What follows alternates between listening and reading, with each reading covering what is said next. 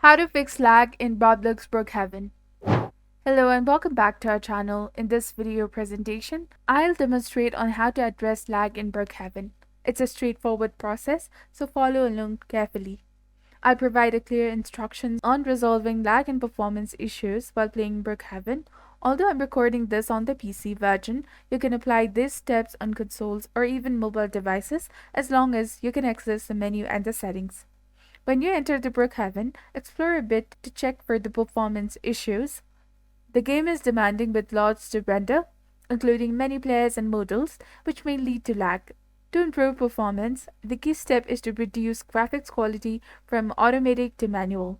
Customizing graphics settings can notably impact shadows and details. Lowering graphics quality can enhance performance significantly by rendering fewer details under subclose. I recommend opting for the lower graphics quality to resolve performance and lag concerns effectively. I hope this guide assists you in addressing lag in Brookhaven. If you found this video helpful, please consider leaving a like and subscribing to our channel for more amazing tips and tutorials. And don't forget to hit that bell icon to stay updated with our latest contents. Thank you for your viewership and support. See you in the next one.